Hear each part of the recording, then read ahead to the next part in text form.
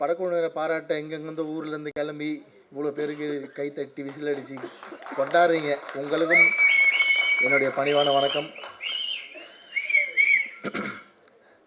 ரொம்ப பாசிட்டிவாக போயிட்டுருக்கு ஃபங்க்ஷன், பயங்கரம் பாசிட்டிவாக போயிட்டுருக்கு. சுபாஷ் அண்ணன் மட்டும்தான் கொஞ்சம் அப்படி தழுன்னு பேசிட்டார். மற்றபடி படத்தோட வெற்றி வந்து இங்கேயே முடிவாக்கப்பட்டது. படம் எப்படி போக போகுது அப்படின்னு கொண்டாட தான் போகிறீங்க, பார்க்க தான் போகிறோம். சுபாஷ் அண்ணன் கவலைப்பட வேணாம். இது வந்து இப்படிலாம் தாண்டி பிரச்சனைலாம் சந்தித்து வந்த படம் தான் மறுமலர்ச்சி. உங்களுக்கு தெரியும் அதை வந்து எப்படி அது வந்து யானை மேலே அம்பாரி வச்சு குருவனை எப்படி படத்தை கொண்டு போய் தேட்டருக்கு விட்டார்னு உங்களுக்கு தெரியும். ஸோ அடுத்து திரௌபதி நான் சந்திக்க பிரச்சனை நான் தனியாக சந்தித்தேன். நீங்களாவது இவ்வளோ பேர், உங்களுக்கு கோபி அண்ணன் கூட இருந்தார், மாரியப்பண்ணன் கூட இருந்தார், நிறைய பேர் இருந்தார். நான் தனியாலாம் திரௌபதியை வந்து சென்சாரில் அவ்வளோ போராடி அந்த ட்ரெயிலர் ரிலீஸ் பண்ணுற அன்றைக்கி வரைக்கும் அந்த க்ரௌட் ஃபண்டிங்கில் அந்த படத்தை கொண்டு வரதுக்கு நான் பட்ட கஷ்டம் அது ஒரு புக்காக எழுதுனா கூட பத்தாது, அவ்வளோ கஷ்டப்பட்டிருக்கேன். பட் அதுக்கப்புறம் இவங்க கொடுத்த ரிசல்ட் இருக்குல்ல, அது வேறு மாதிரியான ஒரு ரிசல்ட்டு. ஸோ அந்த மாதிரி ஒரு திரௌபதி மறுமலர்ச்சிக்கு அப்புறம் வட தமிழ்நாட்டிலேருந்து ஒரு பெரிய ஹிட்டாக போகிற படம் காடு வெட்டி. ஸோ நீங்கள் வந்து அதை அப்படி ஈஸியாலாம் போய் அதை அனுபவிச்சிட முடியாது, ஈஸியாக போய் அந்த வெற்றியை அடைஞ்சிடவும் முடியாது. இது இங்கே தழுதழிக்க வேண்டிய அவசியம் இல்லை, இது ஆரம்பம் தான். இப்போ தான் ஸ்டார்ட் பண்ணியிருக்கீங்க ஆடியோ லான்ச்சின்னு வந்து, இதுக்கப்புறம் தான் ட்ரெய்லர் வெளியே போகுது. இது சென்சார் பண்ண ட்ரெய்லர், இது வராது யூடியூப்பில். கண்டிப்பாக வேறு ட்ரெய்லர் வச்சுருப்பாங்க, சாதாரண ஆளுங்க இல்லை இவனுங்க, பின்னாடி இருக்கவனுங்க. நான் அப்படி தான் நம்புகிறேன். ஸோ யூடியூப்புக்கு வேறு ஒரு ட்ரெய்லர் வரும், சென்சார் இல்லாத ஒரு ட்ரெய்லர் வரும். ஏன்னா சென்சாரில் கொடுத்த கட்டு அதெல்லாம் எப்படி உங்களுக்கு காட்டுவாங்க. அது 11:52 ஏதோ இன்னொரு 7 நிமிஷம் புது ட்ரெய்லர் தானே சொன்னல.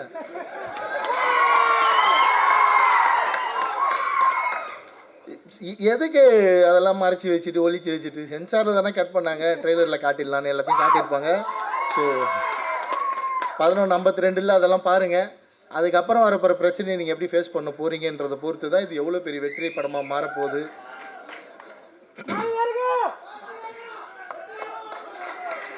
பின்ன அதை நம்பி தானே தைரியமாக பேப்பரில் கதை எழுதுறது. யாரை நம்பி எழுதுறது? எங்களை கூப்பிட்டு சினிமா ஃபங்க்ஷனில் அவார்டை கொடுக்க போகிறாங்க, ஃபங்க்ஷனுக்கு கூட கூட மாட்டாங்க எங்களெல்லாம். ஆனால் நீங்கள் கொண்டாடுவீங்கன்னு எங்களுக்கு தெரியும். அப்படி தான் நான் இவ்வளோ தூரம் வந்து நின்றுட்டுருக்கேன், இவ்வளோ வரவேற்பு. ஒரு படம் ரிலீஸ் ஆகிறப்போ அவ்வளோ பெரிய ஓப்பனிங். ஸோ சினிமாக்குள்ளே கண்டிப்பாக கொண்டாட மாட்டாங்க, நான் சோலைக்கும் சொல்லிடுறேன், இந்த படத்தோட ப்ரொடியூஸ் பண்ணவங்களும் சொல்லிடுறேன். பட் மக்களோட கொண்டாட்டம் வேறு மாதிரி இருக்கும். அண்ணன் சொன்ன மாதிரி ஒரு பெரிய ஹீரோக்கு என்ன ஓப்பனிங் இருக்குமோ அந்த ஓப்பனிங் இந்த படத்துக்கு இருக்கும். இது ஒரு மினிமம் கேரண்டி படம். டிஸ்ட்ரிபியூட்டர்ஸ்க்கு நான் இந்த ஸ்டேஜில் சொல்லிடுறேன், இது ஒரு மினிமம் கேரண்டி படம். தைரியமாக வாங்கி தேட்டரில் போடுங்க. இன்றைக்கி இருக்கிற இந்த சினிமாவில் இருக்க வறட்சி இந்த படம் கண்டிப்பாக தீர்த்து வைக்கும்.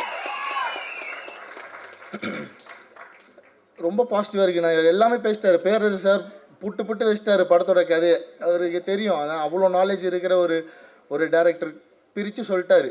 பெண்களுக்கு கண்டிப்பாக இது ஒரு பெரிய விழிப்புணர்வு படமாக. ஏன்னா காடு வெட்டின்னு பேர் வச்சுட்டு வேறு என்னென்ன சொல்ல முடியும்? காடு வெட்டின்னு பேர் வச்சுட்டு சோலை ஏதாவது தப்பாக சொன்னாருன்னா என்ன ஆவார் சோலை? ஸோ இங்கேருந்து இதை ஃபாலோ பண்ணி வரவங்க எல்லாருமே நிச்சயமாக பெண்களுக்கு பாதுகாப்புக்கு விழிப்புணர்வு படமும் பெண்களுக்கு நல்ல விஷயங்கள் சொல்கிற படமாக தான் எடுப்பாங்க, அதுக்கு நான் உத்தரவாதம். ஏன்னா அப்படி தான் எங்களுக்கு காடு வெட்டி குருவன் அப்படி தான் சொல்லிட்டு போயிருக்காரு, சும்மா சொல்லிட்டு போல. தமிழ்நாட்டில் முதல்ல இந்த மாதிரி தப்பான காதல், ஜாதி பார்த்து காதல் பண்ணுறது, பணக்கார பெண்களை பார்த்து காதல் பண்ணுறவங்கள முதல்ல எதிர்த்தவர் அவர் தான். ஸோ அவரோட பேரை தலைப்பாக வச்சுட்டு வேறு என்ன சொல்ல முடியும்? நிச்சயமாக இந்த படம் ஒரு பெரிய விழிப்புணர்வு படமாக இருக்கும். என் படத்தை எந்தெந்த பெற்றோர்கள்லாம் போய் தேட்டரில் பார்ப்பீங்களோ நம்பி இந்த படத்தையும் போய் தேட்டரில் பாருங்கள், நான் உத்தரவாதமாக சொல்கிறேன். நிச்சயமாக உங்களுக்கு ஒரு பெரிய விழிப்புணர்வும் ஒரு புது செய்தியும் இந்த படத்தில் வரும். சாதிக்கோட சாங்ஸ் வந்து ரொம்ப சூப்பராக இருக்குது. நான் முன்னாடியே கேட்டிருக்கேன், ஹெட்செட்லேயே கேட்டிருக்கேன், இப்போ தேட்டரில் தான் கேட்குறோம். ஹெட்செட் போட்டு சாங்ஸ் கேட்டிருக்கேன். அப்போயே சொன்னேன், இதில் 2 பாட்டு ரொம்ப பவர்ஃபுல்லாக இருக்கும் ஸ்க்ரீனில் பார்க்குறப்ப. நான் எதிர்பார்க்குறேன் அதை பார்க்கலான்ட்டு. ட்ரெய்லர் எப்படி இருந்தது? மியூசிக்கு ஒரு பெரிய சர்ப்ரைஸ் எலிமெண்ட் வேறு உடச்சிட்டார் அண்ணன். பேக்ரவுண்டில் வந்து குருன்னு வரப்போகுதுன்னு, தேட்டர் என்ன கேதி ஆக போகுதுன்னு. நான் சூப்பர்ண்ணே, அதெல்லாம் பெரிய ஐடியா, ரொம்ப சூப்பர் ஐடியா. அது சாதாரணமாக வராது. கனெக்ட் ஆகிருக்கீங்க நீங்களும் சோலை ஆரம்பிக்கும் சார் கூட, ரொம்ப சந்தோஷம். அது தேட்டரில் பாருங்கண்ணா. அதுக்கப்புறம் அது ரிங்டோன், இன்றைக்கி வரைக்கும் திரௌபதி ரிங்டோன் தானே வச்சு சுற்றி நிற்காங்க. நான் ருத்ரதாண்டவம் பண்ணிட்டேன். நான் ருத்ரதாண்டவம் பண்ணிட்டேன், நான் வந்து பகாசுரன் பண்ணிட்டேன். ருத்ரதாண்டவம் ரிங்டோன்னா பக்தியாக இருக்கவங்களாம் வச்சுப்பாங்க, உணர்வாக இருக்கவங்க எல்லாரும் திரௌபதி ரிங்டோன் தான். இப்போவும் எவ்வளோ பேர்கிட்ட இருக்குன்னு ஃபோன் அடித்தா தான் தெரியும், எல்லாம் சைலன்ஸ் போட்டு வச்சுருப்பாங்க. அப்படி கொண்டாடுற மக்கள். ஸோ வட தமிழ்நாட்டிலேருந்து அடுத்து வர ஒரு மிகப்பெரிய இயக்குனர் சோலை ஆறுமுகம். ஸோ பல கஷ்டப்பட்டுருக்காங்க.